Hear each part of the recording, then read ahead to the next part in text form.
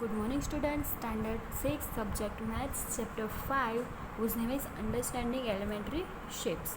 हमारा चैप्टर 4 ख़त्म हो गया था, उसमें मैंने एक्सरसाइज कंप्लीट की थी, तो आपको चैप्टर 4 आ गया होगा एंड आपने होमवर्क भी किया होगा एंड आपने अपनी नोटबुक में भी कंप्लीट कर लिया होगा. ओके, आज से हम नया चैप्टर शुरू करते हैं, chapter 5 understanding elementary shapes.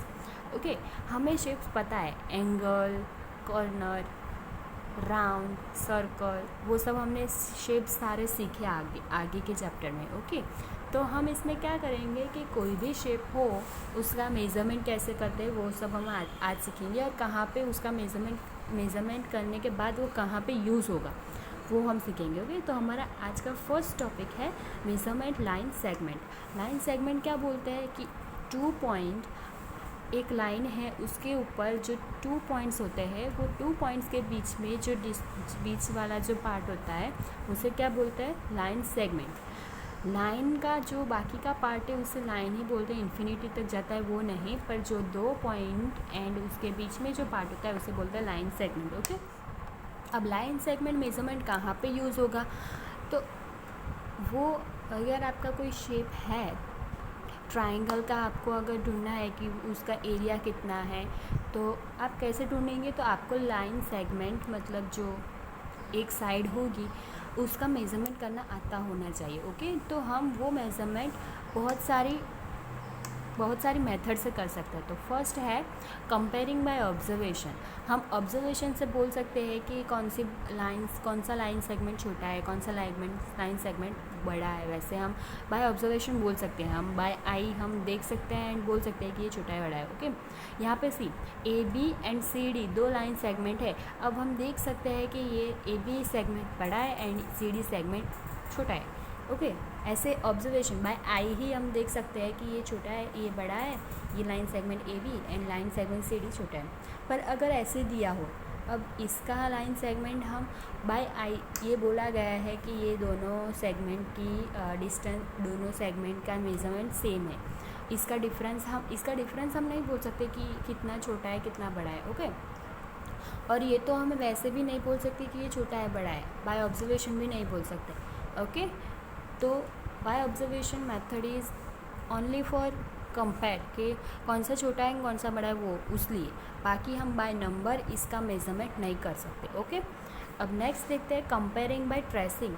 Bye tracing मतलब आप एक काम करो कि एक पेपर ले लो. ओके, हमने एक काम करो कि एक नोटबुक लो, उसमें A B and C D this type आप 2 लाइन दो. ए बी लाइन सेगमेंट हो वो बड़ा ड्रॉ करो एंड सी डी जो लाइन है वो छोटा ड्रॉ करो.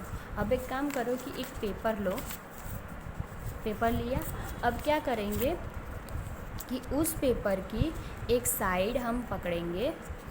मेरे पास ये पेपर है, इस पेपर की हमने एक साइड ली. ओके, पहले हम जो छोटा है हम बाय ऑब्जर्वेशन तो बोल सकते हैं कि सी डी छोटा है.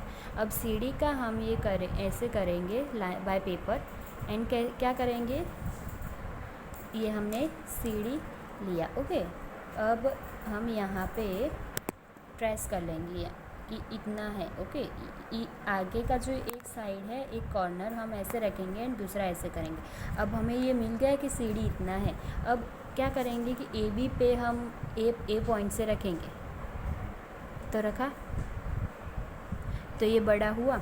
तो ऐसे हम बाय पेपर ट्रेस करके हम देख सकते हैं कि कौन सा बड़ा है कौन सा छोटा है. सेम आगे के मेथड्स की तरह ही हम ये नहीं बोल सकते कि कितना छोटा है कितना बड़ा है, बाय नंबर हम ये नहीं बोल सकते. ओके, तो ये दूसरी मेथड थी. अब तीसरी मेथड देखते हैं कि comparing using ruler and divider. आपने अपने कंपास बॉक्स अगर आपने लिया हो तो उसमें रूलर एंड डिवाइडेड आता है. रूलर मतलब हम बोलते हैं ना स्केल. ओके, तो रूलर मतलब स्केल एंड डिवाइडर मतलब कि जो राउंडर होता है उसके सिवा हमें ऐसे 2 पॉइंट वाला दिया गया होता है एक इंस्ट्रूमेंट, उसे क्या बोलता है, डिवाइडर. ओके, तो पहले हम देखते हैं कि रूलर से हम कैसे इसका मेज़रमेंट कर सकते हैं, स्केल से कैसे मेज़रमेंट कर सकते हैं. तो यहाँ पे हमें एक लाइन दी है ए बी. तो क्या करेंगे कि अगर आपके पास एक रूलर हो तो उसको लो, उसका आगे जो फर्स्ट ज़ीरो हो, आप रूलर पे आप 15 सेंटीमीटर का आप देखेंगे, 1 to 15 नंबर देखेंगे, उसमें जो ज़ीरो नंबर है वो ए पे रखो एंड बी पे जहाँ तक आए बी पे उसका मेज़रमेंट करो कि बी कहाँ पर आता है पॉइंट। तो मैंने मेज़रमेंट किया, यहाँ पे ए बी बराबर 5 सेंटीमीटर आता है। ओके, अब उस तो मेज़रमेंट कैसे करेंगे 5 सेंटीमीटर, तो 0 to 1 उसको क्या बोलते हैं हम 10 mm बोल सकते हैं। यहाँ स्केल पे आपको एक ऐसे ज़ीरो दिया होगा, फिर 1 2 3 4 5, फिर 1 2 3 4 एंड 1। ओके, ऐसा दिया है।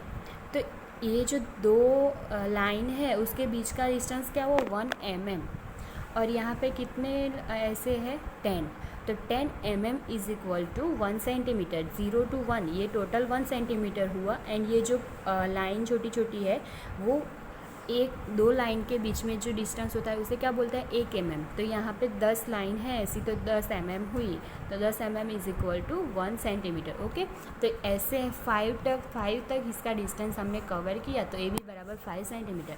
अब इसकी जगह पे हमें बोला है कि A B is equal to 7.2 mm।